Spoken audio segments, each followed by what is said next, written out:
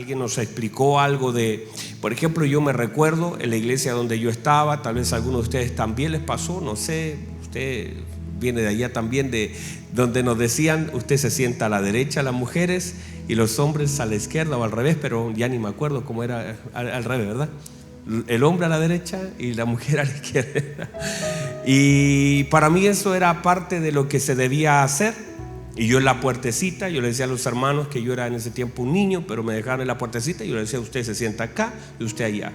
Y para mí eso era ley, era Biblia, era lo legal, era lo correcto. No cuestionaba, no preguntaba, no decía el por qué es eso, simplemente obedecía. El tema es que eso no tenía ningún fundamento en general bíblico, sino es que era algo muy cultural. A alguien se le ocurrió en algún momento seguramente y le pareció bien copiarlo al resto de las personas. Así como, por ejemplo, que una mujer en ese tiempo no podía predicar en un púlpito, sino que predicaba en una mesita, pero tampoco en este lugar, sino abajo. No podía estar en este lugar porque se asumía este lugar como el lugar santísimo. Y yo sé que para muchos de ustedes puede ser como algo raro, ¿verdad? Lo es, ¿o no? Usted dice, ¿de dónde viene, pastor?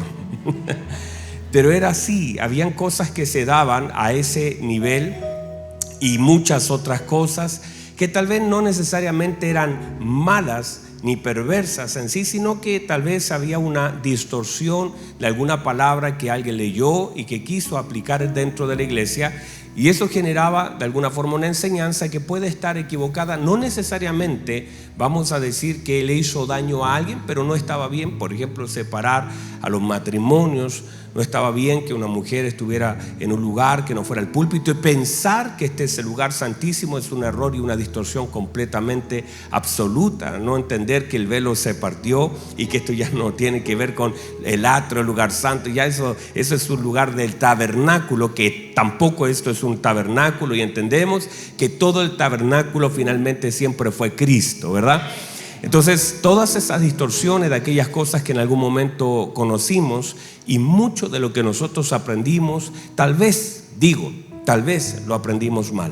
Y por eso es tan importante comenzar a repasar lo que sabemos, lo que entendemos, lo que conocemos. Y todo eso tiene que ser no necesariamente cuestionado, pero sí tiene que ser revalidado. ¿Por qué? Por la bendita palabra del Señor. O sea, hay cosas que debemos preguntarnos. O sea, para que hagamos una idea, culto no son dos lentas, una rápida, o dos rápidas y una lenta, luego el predicador. O sea, puede ser de cualquier forma. Yo podría sentarme con ustedes, podríamos ni siquiera cantar. O sea, el formato culto no puede estructurarse de tal forma de pensar que así es, y si saltamos. Yo no sé si alguien se recuerda, están acá todavía, ¿verdad? Pero a mí, por lo menos a mí, yo crecí en un formato súper estructurado, donde había el primer himno o la primera oración, el primer himno, después la segunda oración de rodilla, el segundo himno, después la tercera oración de rodilla, ya ni me acuerdo, y después el otro himno más, y después la palabra, y después otro himno, la ofrenda, y era así. Cuando tú te saltabas un himno, o al final querías hacer un cambio y decían, primero voy a mandar la canción y después el himno, venía un diácono y te decía, se equivocó. Y tenía que ser, pero así, pauteado, absolutamente. Otra cosa, que yo no podía hacer esto, por ejemplo. Yo no podía dejar el púlpito solo, porque cuando yo me alejaba del púlpito venía un diácono y se paraba ahí en el púlpito, porque no podíamos dejar el púlpito solo. Cosa rara, ¿verdad? Pero eso, y para cada uno de los que estábamos ahí, bueno, Claudita también, ¿cierto? Venimos de ahí. Eso era, y eso era todo, y en eso crecimos, donde no podíamos incluso tener ningún tipo de ayuda, ni tampoco ninguna estructura del mensaje, sino que había que abrir la Biblia y poner el dedito, y donde te saliera, predicabas.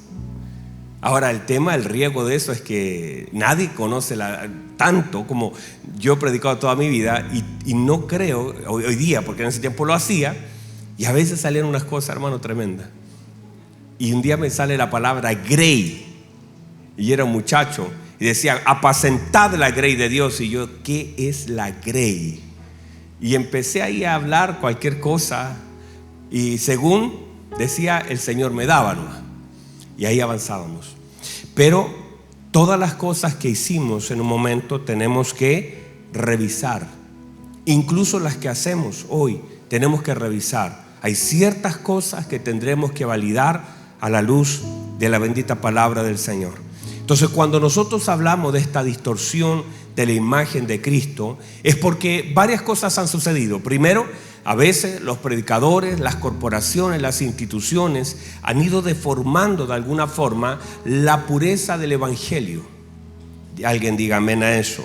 La pureza del evangelio. Segunda cosa importantísima es que nosotros mismos en nuestra mente, a partir de lo que hemos oído, hemos ido formando una imagen de nuestro Señor que tal vez no es tan exacta como debiese ser bíblicamente.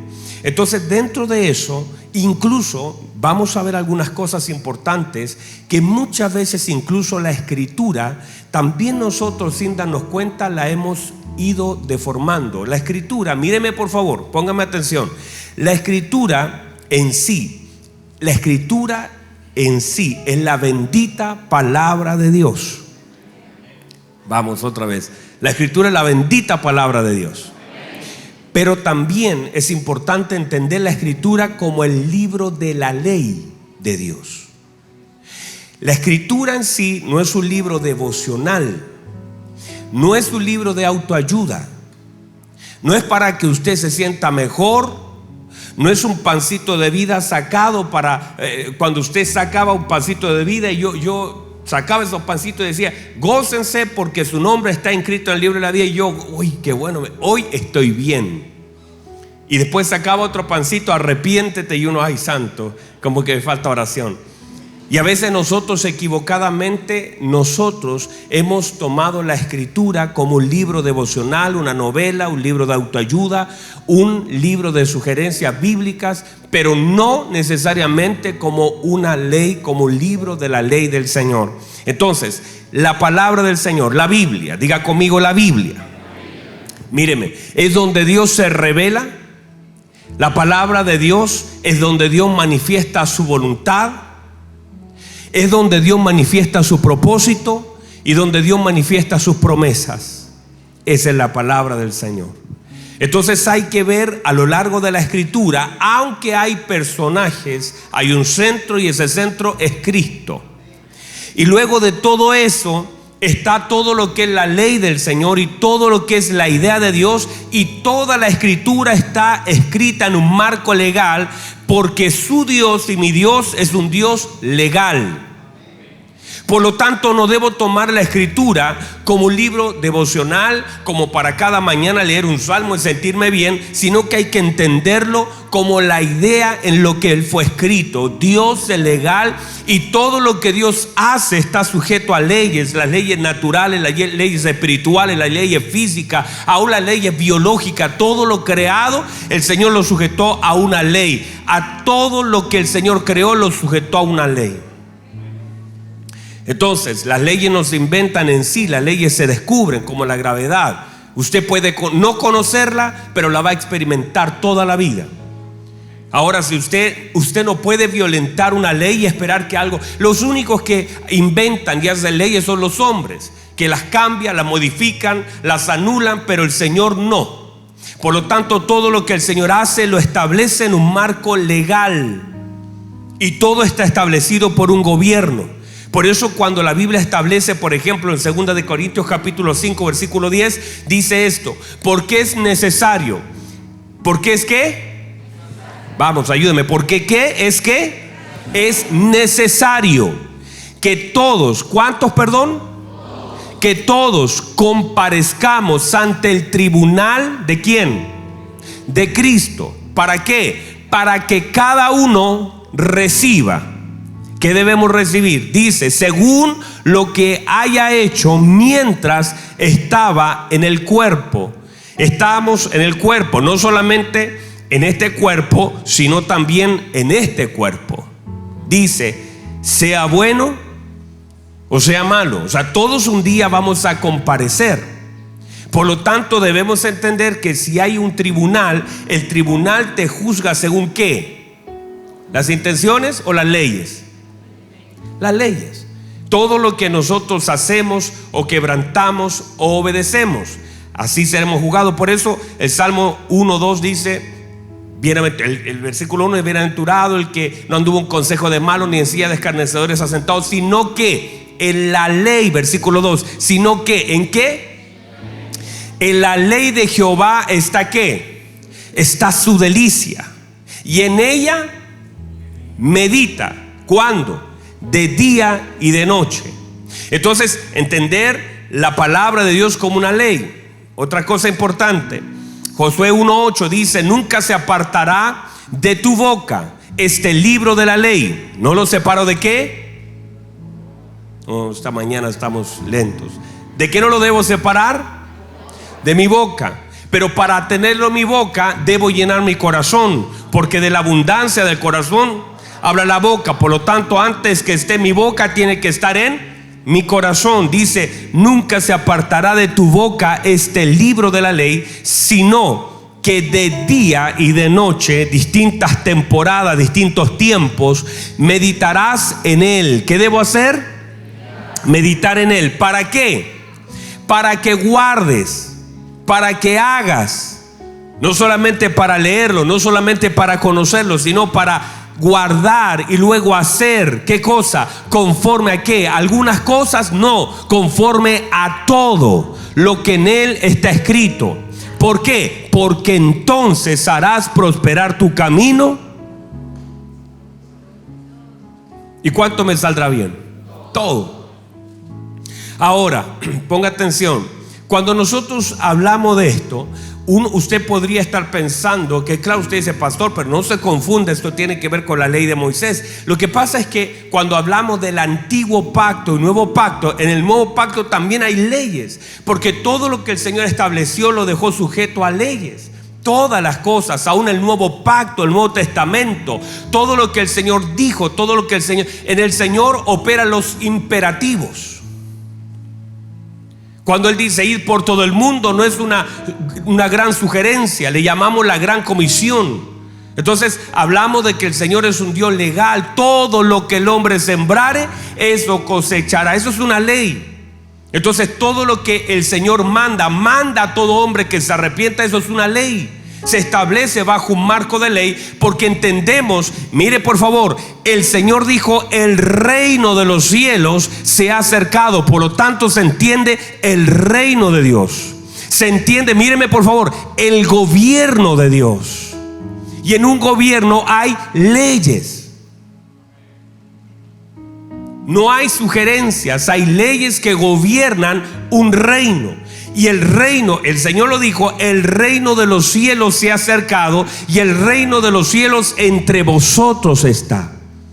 Por lo tanto, entendemos ahora que este es el libro de la ley, el libro de los principios divinos, es el libro de Dios, es la mente de Dios expresada a la vida del hombre, para que el hombre sepa lo que tiene que hacer, cómo debe conducirse. Es la bendita palabra de Dios, que no es una sugerencia para la iglesia, sino que es la voluntad de Dios manifiesta para la vida del hombre. Usted puede hacer lo que usted quiera, y usted muchas veces lo ha hecho, yo también, pero no recibiremos el respaldo de Dios haciendo lo que queremos, sino obedeciendo lo que Dios ha establecido en su bendita palabra. O sea, la única forma de recibir el respaldo de Dios en nuestra vida es haciendo lo que el Señor nos ha mandado hacer. Fuera de eso, estaremos completamente fuera del respaldo de Dios, porque Dios no respalda nada fuera de su palabra. Entonces, ponga atención a esto. Están acá todavía, ¿verdad? Entonces, entendamos que esta distorsión puede aplicar en todos los asuntos de nuestra vida, o todos los asuntos incluso divinos. Por ejemplo, puede haber una distorsión de la imagen de Cristo, que es donde estamos. Puede haber una distorsión en la idea de la naturaleza del Padre.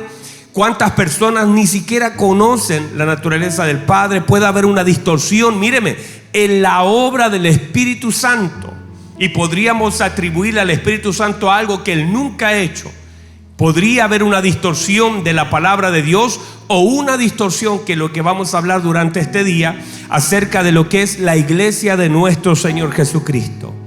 Y cuando eso sucede, podemos estar sinceramente equivocados. Y aunque estemos sinceramente equivocados y pareciera que eso es inocente, hay cosas que por estar equivocados simplemente Dios nos respalda las equivocaciones sinceras, sino que tenemos que regresar otra vez a las Escrituras y ser exactos y precisos en lo que el Señor ha dicho que debemos hacer. Por eso, la pregunta que hacen los discípulos: ¿quién dicen los hombres que soy yo? Los discípulos contestan según lo que han oído. La gente dirá algo del Señor de acuerdo a lo que oyen, entienden, ven y asimilan.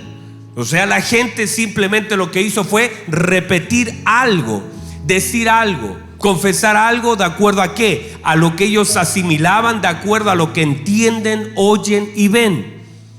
Pero Cristo no es lo que yo entiendo de Él fuera de lo que es la bendita palabra de Dios. O sea, yo puedo creer algo de Dios que no es. O sea, puede ser Cristo exactamente lo contrario a lo que yo creo de Él. Lo vuelvo a decir: Cristo puede ser exactamente lo contrario a lo que yo creo de Él. Y Él puede hacer exactamente lo contrario a lo que yo espero que Él haga. ¿Podría yo entonces estar equivocado? Claro que sí. Y es más, míreme por favor, muchas veces hemos estado equivocados. Y tal vez gran parte de las frustraciones de la vida es pensar que el Señor hará algo que Él nunca ha dicho que hará, y esperar que Él haga algo que yo quiero que haga, pero Él nunca ha prometido que hará. Por eso es tan importante que en la medida que la iglesia, nosotros como iglesia de Cristo, vamos creciendo en el entendimiento, conocimiento y mire por favor en la precisión de la palabra de Dios, entonces viviremos vidas bíblicas, respaldadas, centradas en la palabra del Señor. ¿Sabe cuánta gente, y esto usted sabe por una cosa pastoral, cuántas personas de pronto su único problema es estar lejos de la voluntad, y eso es lejos de la palabra del Señor, y eso genera un caos en la vida? A veces cuando nosotros tenemos consejería, que es habitualmente tenemos consejerías, lo que yo noto en los dolores, aflicciones, quebrantos de las personas que simplemente están haciendo algo fuera de la palabra del Señor. Basta que nosotros le digamos a la gente lo que está haciendo mal. Muchos viven llenos de crisis matrimoniales, familiares, financieras, en su vida, en sus recuerdos. Viven llenos de crisis, pero esa crisis nace en una lejanía, en un distanciamiento de la palabra de Dios. Cuando el hombre vuelve a la palabra, las cosas vuelven otra vez a un punto legal de respaldo, de sanidad.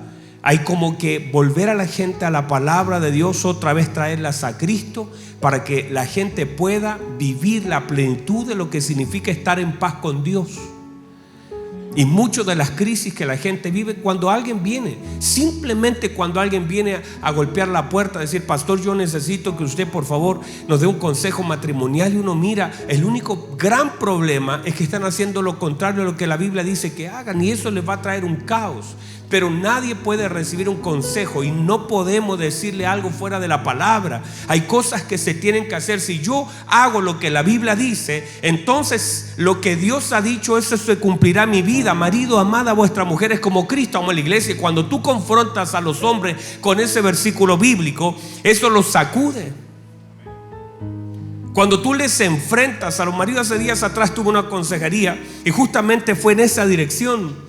Y yo le dije a aquel hombre que me vino a preguntar: la Biblia es clara. La Biblia dice: marido, ama a tu esposa como Cristo amó a la iglesia. Las mujeres tendrían que haber dicho. Yo le doy ahí todo en bandeja, pero no la toman, no la agarran. Yo le dije a ese varón, le dije: hermanita, muchas gracias por venir, el asunto es con él. Y le dije: marido, ama a tu esposa como Cristo. Pero ahí está el detallito, el gran detalle: como Cristo amó a la iglesia y se entregó por ella para purificarla por medio del lavamiento, a fin de ¿qué? De presentársela a sí misma, una iglesia radiante que no tuviera mancha ni cosa semejante. Así también jamás nadie aborreció su propio cuerpo, sino que lo cuida y lo sustenta como Cristo a su amada iglesia. Y cuando alguien va a la palabra de Dios y la palabra hace una demanda sobre ti, esa demanda importante de la palabra de Dios, hermano, y alguien decide, porque míreme por favor, me están mirando, ¿verdad? Alguien podría conocer y entender la voluntad de Dios, pero decidir hacer exactamente lo contrario. Entonces aquí viene esto, míreme, no es solamente el hecho de pedirle a Dios entender su palabra, sino que nosotros querer obedecer su palabra. Porque de pronto estamos entendiendo mucho más de aquello que estamos dispuestos a obedecer. Y las cosas no cambian porque usted las entienda, cambia porque usted la obedezca, y yo también. Hay cosas que no cambian a partir de lo que entiendo. Entendimiento es una oportunidad divina, porque sin entendimiento no tengo acceso a obedecer. Pero ya que ahora entiendo, y el apóstol Pablo oraba, y cada una de las palabras que son predicadas desde este lugar o enseñadas desde la escuela de formación, lo que intentan no solamente es que usted pueda obedecerla, primero es entenderla, pero ahora que la entiende, la tiene que obedecer. Porque la palabra no se cumple en la vida de alguien porque la entiende, se cumple en la vida de alguien porque está dispuesto a obedecer. Entonces cada maestro de la escuela de formación, yo como pastor, ¿cuántas veces ha venido la misma persona a pedirme el mismo consejo? Y mi pregunta es: ¿qué pasó con el primer consejo que le di? Simplemente no lo obedeció, y el precio o de alguna forma lo que vive hoy tiene directa relación con no obedecer la palabra de Dios, porque en realidad la gente quiere entender y quiere justificar algo, pero sin obediencia entonces hay cosas que no van a cambiar en nuestra vida. Entonces tenemos un montón de personas que entienden mucho más de aquello que obedecen. Cuando yo le digo: ¿usted entiende lo que es perdonar?, la gente me va a decir: sí, pastor, lo entiendo. Entonces obedézcalo. Y ahí está el problema entre lo que entiendo y lo que hago de la palabra de Dios, porque es más fácil entender que obedecer.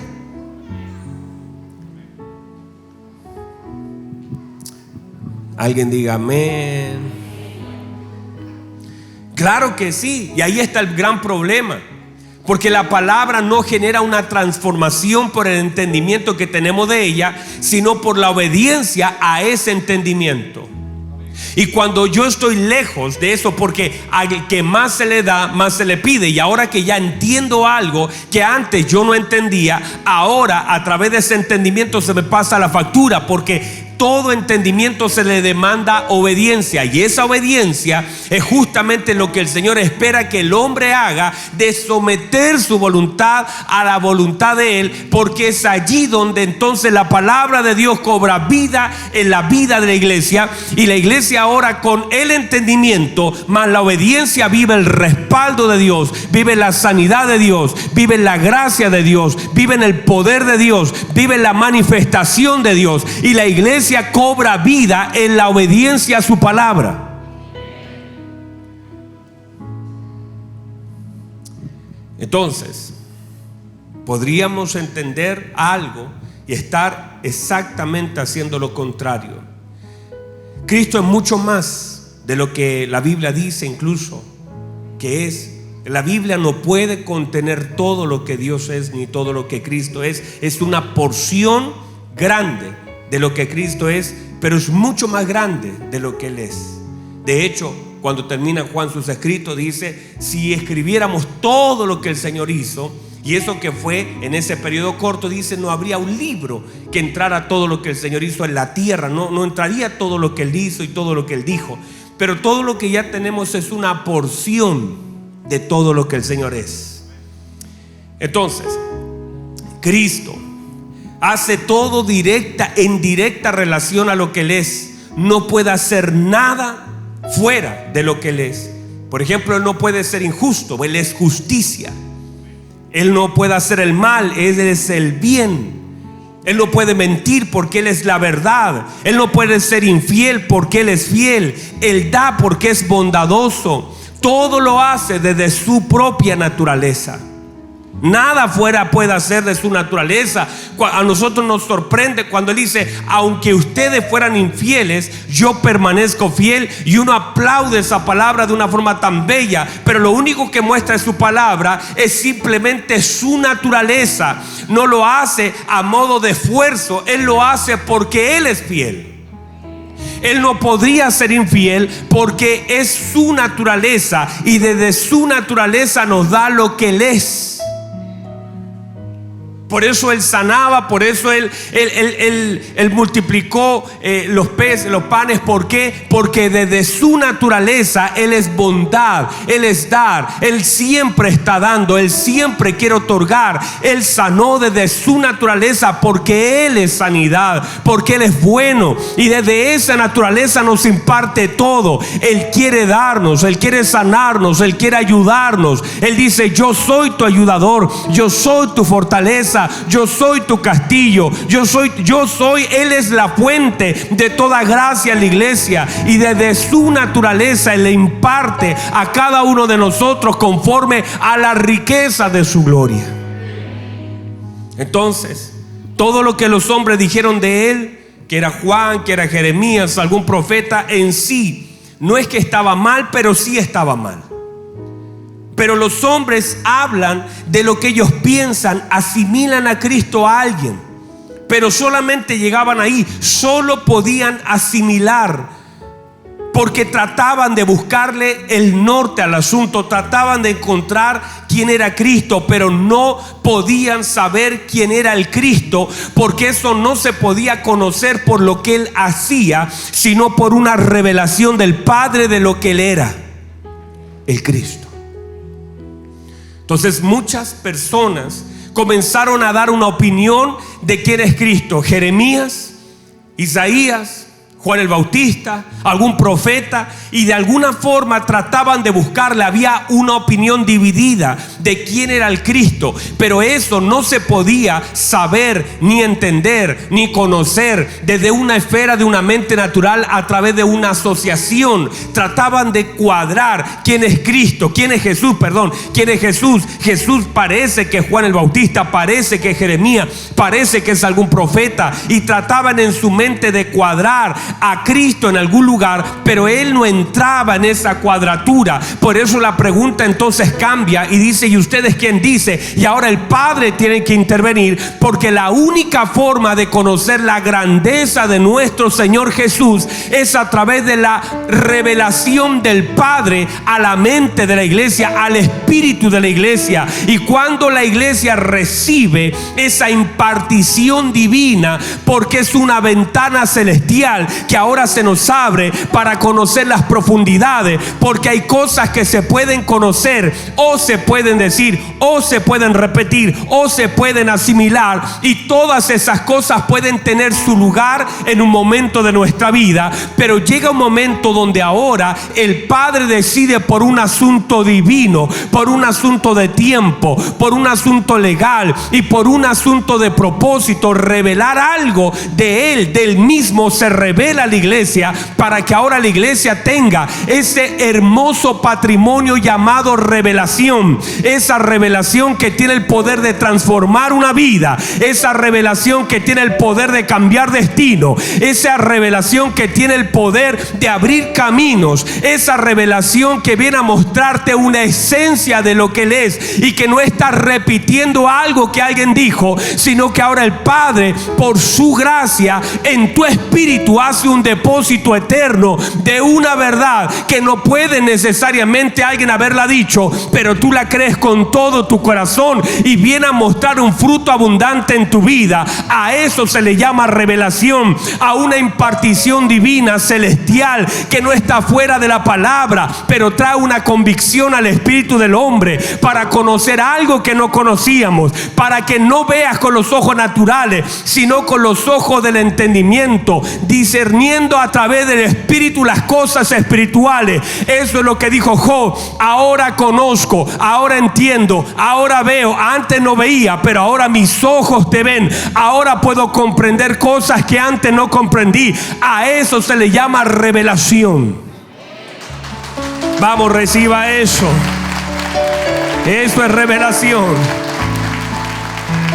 Es aquello que Juan no podía ver estando con Jesús, a menos que haya sido sacado y sumado a una esfera espiritual.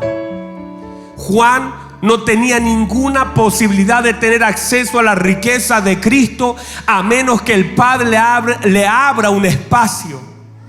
Eso es lo que le pasó al mismo Pablo. Pablo, hermano, la Biblia dice que él tenía acceso a tesoro, y él dice: para que no me gloríen sobremanera. ¿A causa de qué? De las revelaciones de Cristo. Reciba eso, por favor.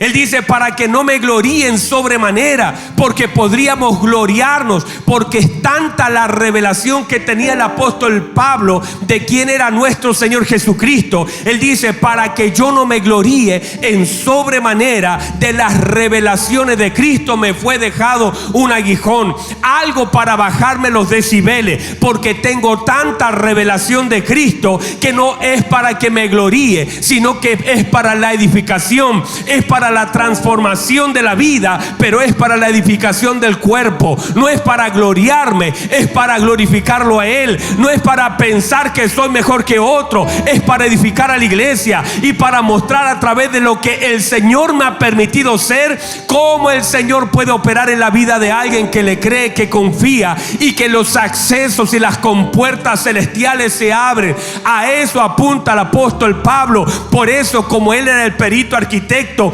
entonces comienza a edificar a la iglesia de acuerdo a ¿qué? A la revelación de nuestro Señor Jesucristo. Por eso me di a la iglesia y decía: iglesia, sufro todavía dolor de parto hasta que Cristo sea formado en vosotros. Porque Pablo tenía la medida. Pablo podía ver, y él decía: oro para que puedan conocer las medidas, las dimensiones. Y miraba la iglesia todavía pequeñita y decía: esta iglesia tiene que crecer y hay que formarla. Pero la única forma de una iglesia ser formada es por medio de la revelación de nuestro Señor Jesucristo. Y cuando la iglesia recibe la impartición de la revelación de Cristo, la iglesia comienza a crecer, la iglesia comienza a ser fortalecida, la iglesia comienza a resistir. Por eso la iglesia del primer siglo podían morir adorando al Señor, podían morir como Juan, quizás en las peores condiciones, pero morían adorando, glorificando al Señor, porque era tanta la convicción que había en el espíritu de la iglesia, que la iglesia no reclamaba por lo que vivía, sino que cada uno que mataban, 1000 se convertían, porque era una convicción de acuerdo a la transformación de la revelación de nuestro Señor Jesucristo, que edificaba su bendita iglesia. Y lo que necesitamos para el tiempo presente, míreme por favor, será eso y mucho más. Porque no ha habido ni habrá ningún tiempo tan difícil como el que hemos de vivir en los próximos años. No habrá.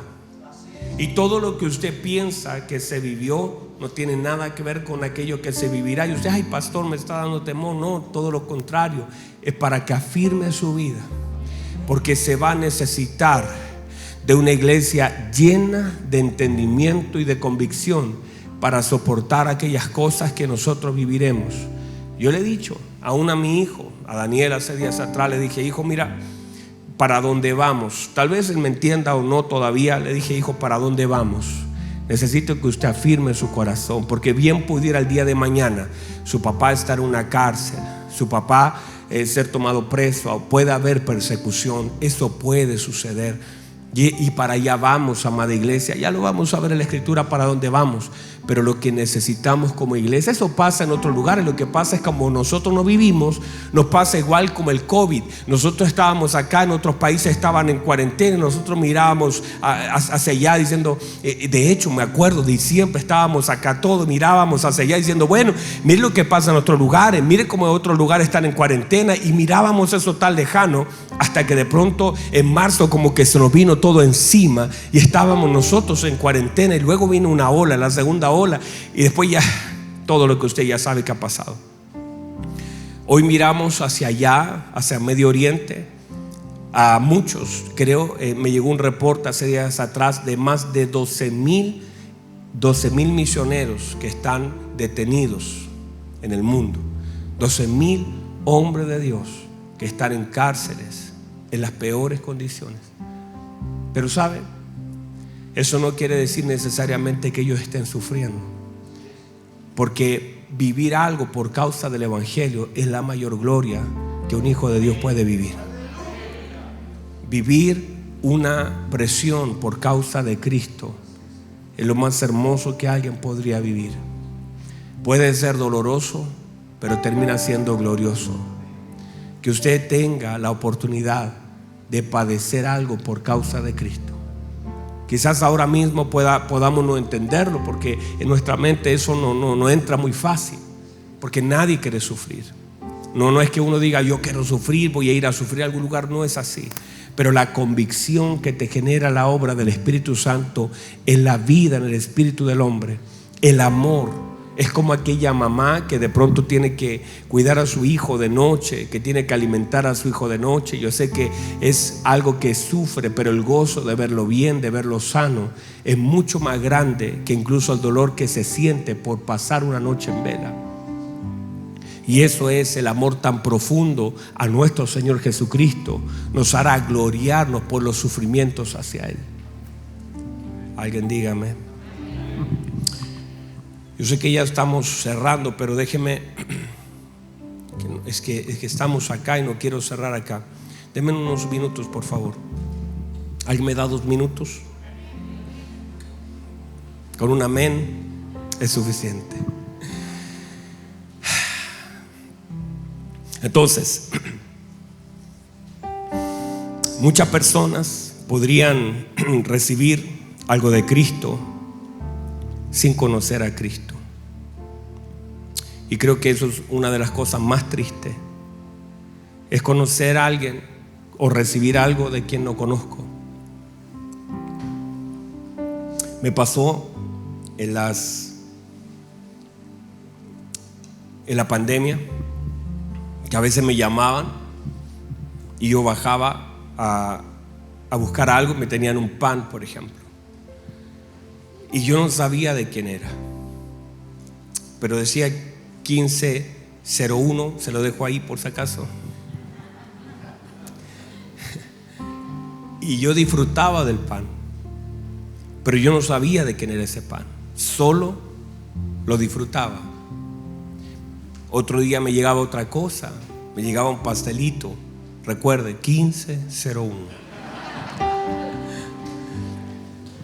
Y yo disfrutaba de lo que me llegaba, pero muchas veces no sabía, porque no había una nota, solamente una dirección.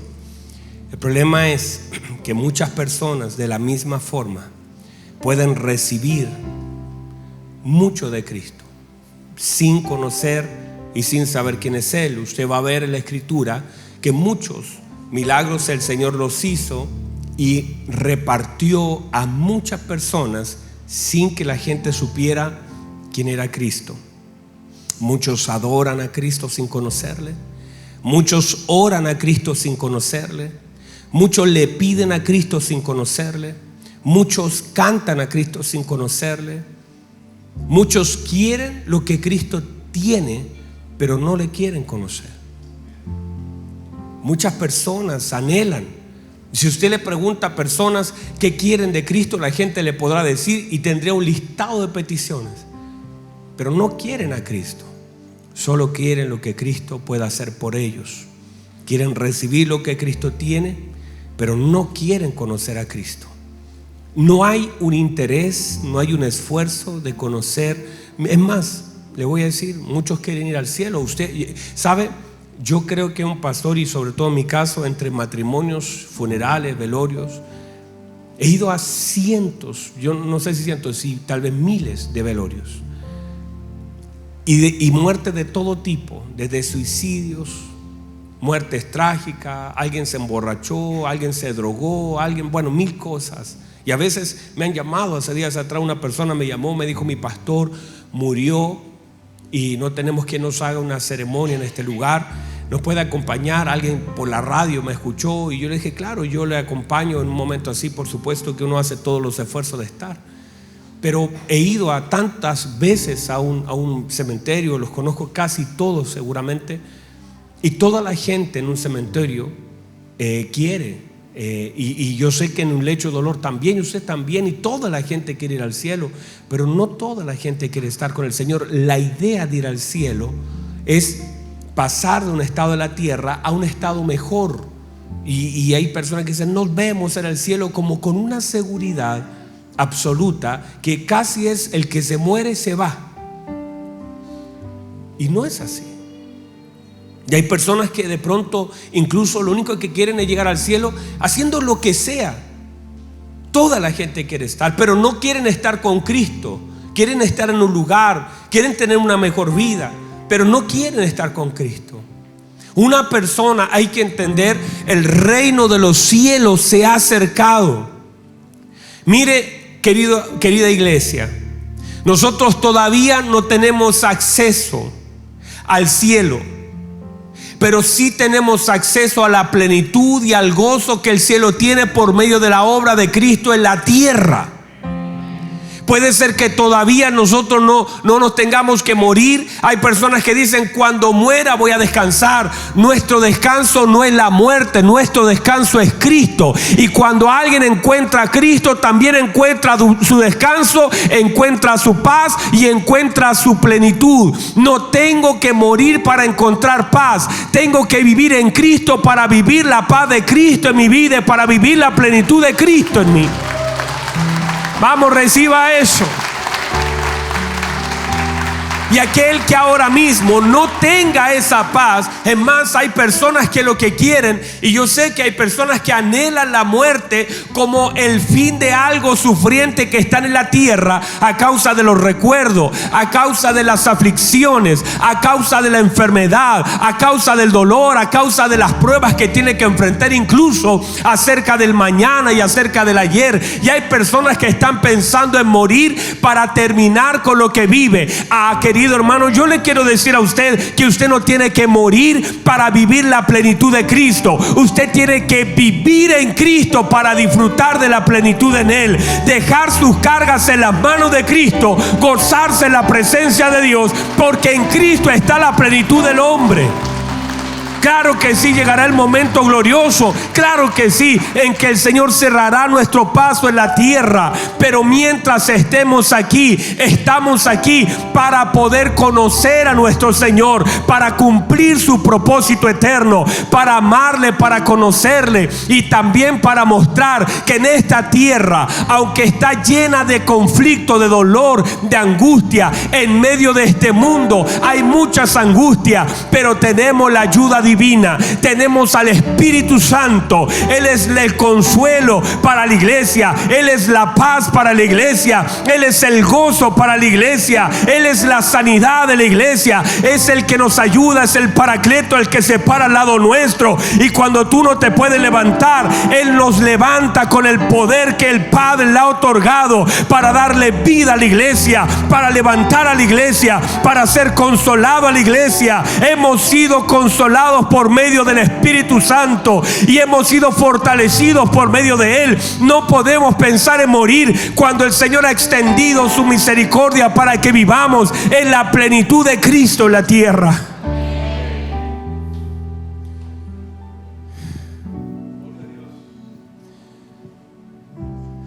Aquellos que piensan en morir, yo sé, porque también estuve ahí.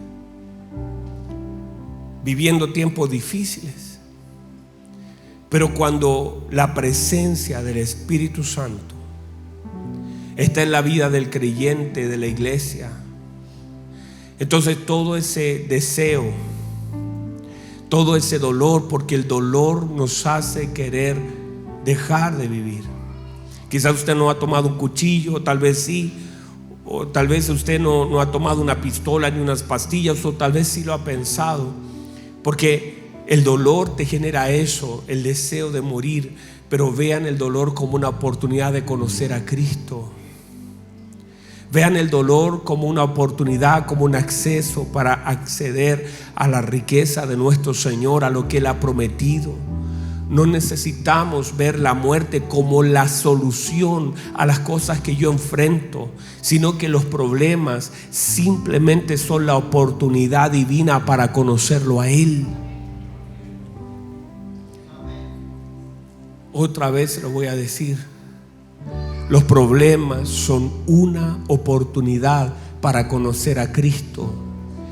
No use los problemas como una medida de querer dejar de vivir lo que vive, sino vea los problemas como una oportunidad divina para que Cristo sea manifestado, glorificado, exaltado, reconocido, establecido, para que usted pueda disfrutar de lo que Él ha prometido. La promesa de Dios contiene el querer de Dios. La promesa de Dios contiene el deseo de Dios, contiene su voluntad. Las promesas de Dios nos fueron dadas porque las necesitábamos, porque mírenme, Dios sabía lo que íbamos a vivir y nos dejó su promesa para que podamos descansar, para que podamos disfrutar, para que conozcamos su corazón, su voluntad, su deseo, su poder y su amor. En una promesa está contenido todo el deseo de Dios. Y cuando Él dice que iba a estar con nosotros, es porque Él sabía primero que lo íbamos a necesitar. Cuando Él dice: les voy a dejar, les conviene que yo me vaya, pero le dejaré la promesa del Espíritu Santo, porque Él sabía que necesitaríamos la presencia del Espíritu Santo para poder enfrentar todas las cosas que hemos de enfrentar, aquellas que ya pasamos y aquellas que pasaremos. O sea, con la misma presencia que enfrentamos ayer las cosas, mañana las vamos a enfrentar, y el Señor levantará nuestra cabeza, el Señor nos tomará de la mano, el Señor nos va a levantar con el poder de su gracia. Entonces, amada iglesia, estamos delante de nuestro Dios. No tiene que pensar en cerrar un ciclo sin entender el ciclo que está viviendo. Póngase en pie, por favor, póngase en pie.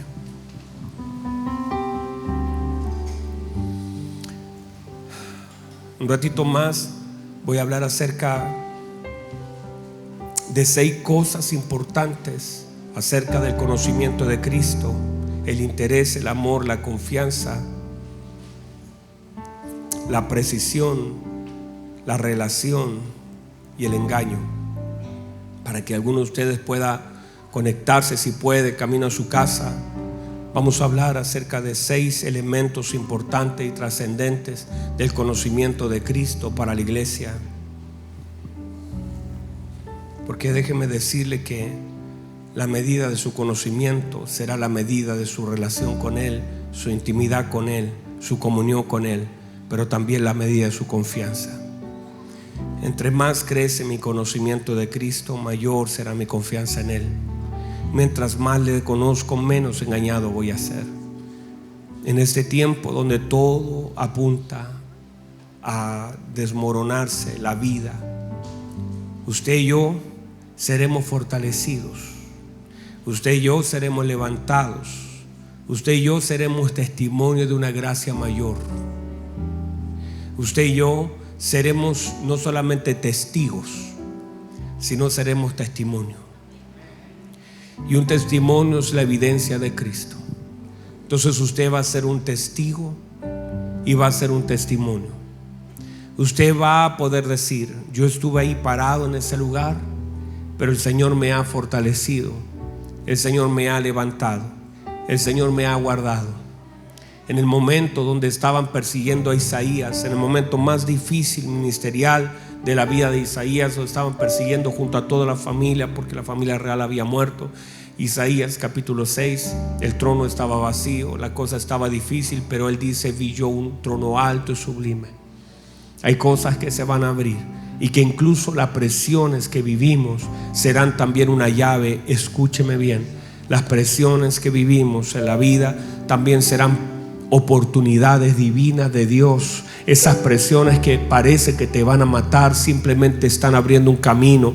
Es como cuando todo el pueblo de Israel estaba en la playa, había salido de Egipto con mano poderosa, pero veían que todo estaba cerrado, y viene Egipto detrás de ellos, y ellos se sienten presionados a causa de Egipto, y entonces comienzan a clamar. Y cuando Moisés clama, el Señor le dice: avancen, avancen. Hay cosas que no ven delante de ustedes, pero avancen. Delante de ustedes hay un camino, porque la presión que sentían por Egipto generó un clamor que les abrió un camino. Exactamente eso es lo que va a pasar en los próximos años. Habrá tanta presión, y tal vez ahora mismo hay tanta presión, hay tanta opresión y hay tanta presión, pero eso va a levantar un clamor poderoso de tus labios, que lo único que va a generar que se abra un camino delante de ti, que tú no lo podías ver, pero siempre Dios ya lo había preparado.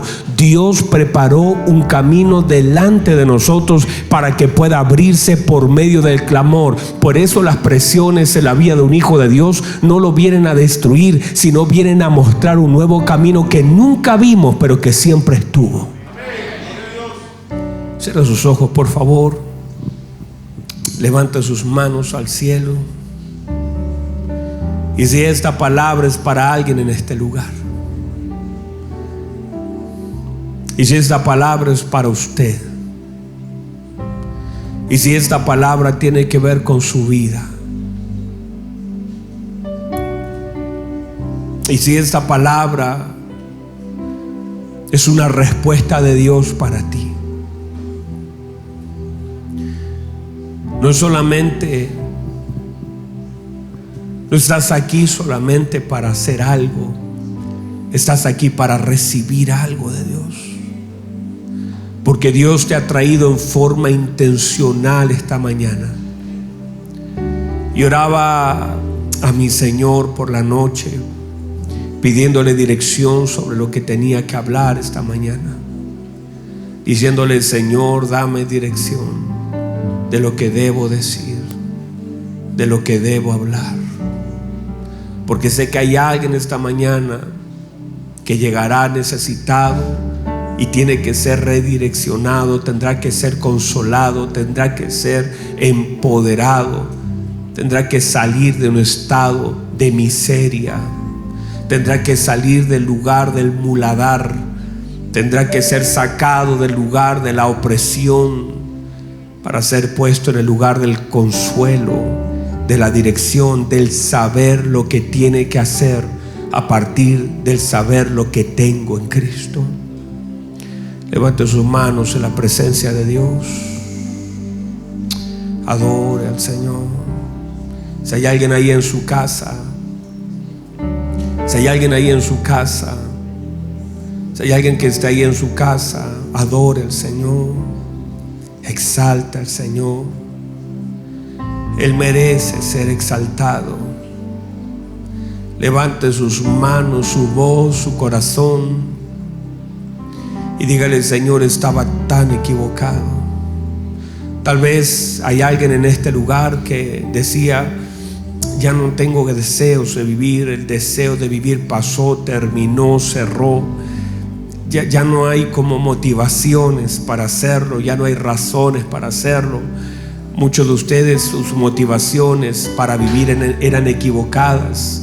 Hay personas que dicen: yo vivo por mi esposo, yo vivo por mis hijos, pero tú debes vivir por Cristo, porque hay una razón y no son tus hijos, porque si tú no estuvieras, el Señor se encargaría de tus hijos y el Señor se encargaría de otro. Tú estás vivo por la gracia de Dios para cumplir un propósito eterno establecido por Dios, para que a través de tu vida puedas ver la vida de Cristo, para que a través de los días que el Señor te dé puedas disfrutar de la gloria de Cristo, puedas conocer a Cristo, puedas adorar a Cristo, puedas exaltar a Cristo, para que Cristo sea glorificado por medio de nuestras vidas.